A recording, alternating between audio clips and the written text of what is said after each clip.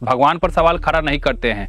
शास्त्र में ऐसे लोगों के लिए अधर्मी कहा गया है और समय समय पर अधर्मियों का सत्यानाश करने के लिए भगवान अवतार लेते हैं। मुझे धिक्कार है वैसे भगवान पर जो सवाल पूछने वाले के लिए अवतार लेते हैं, लेकिन बलात्कारियों को नष्ट करने के लिए नहीं। देखो बच्चों, आज का क्लास बहुत खास है क्योंकि आज के क्लास में हम बताने वाले हैं कि भारत को हिंदू राष्ट्र बनाना कितना जरूरी है। ये देश देवी देवताओं की भूमि रही है।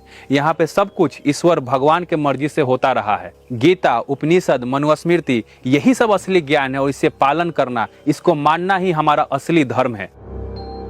आजकल संविधान का सहारा लेकर कुछ लोग कहते हैं कि सब इंसान एक समान है। ये बहकावे की बात है।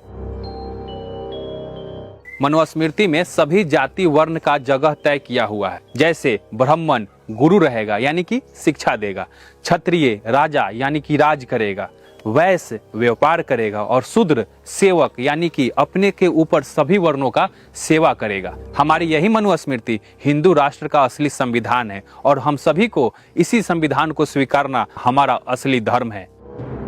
जो धर्म से जुड़ा है वही राष्ट्र से जुड़ा है। जो लोग कहते हैं कि सब इंसान एक समान है और ये देश संविधान से चलेगा, तो समझ लेना वो इस देश के असली दुश्मन और गद्दार हैं।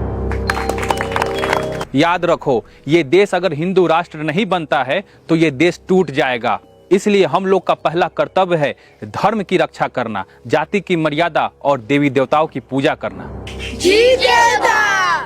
जहाँ तक कल हमने पढ़ाया था वहीं से आज क्लास को शुरू करते हैं। गुरुजी, आपने अब तक जो कुछ पढ़ाया है उसमें से कुछ पूछ सकते हैं? हाँ बेटा, पूछो। आपने कहा था ये देश हमारी देवी देवताओं की भूमि रही है, यहाँ सब कुछ भगवान ईश्वर की मर्जी से होता रहा है। हाँ बिल्कुल, इसमें भला कौन सा संदेह है। इसका मतलब इस देश में चोरी, लूट, अपराध, बलात्कार जैसी घटनाओं क्या भगवान की मर्जी से हो रहे हैं? अरे रामू, ऐसा मत बोलो, क्योंकि हमारा धर्म सिखाता है हमें भगवान पर विश्वास करना चाहिए। मास्टर जी, ऐसे भगवान पर विश्वास करने का क्या फायदा जब बच्चों पर हो रहे दुष्कर्म को भगवान नहीं रोक पाते हैं, जबकि भगवान आपके हिसाब से कण कण में। देखो रामू, भगवान पर सवाल खड़ा नहीं करते हैं।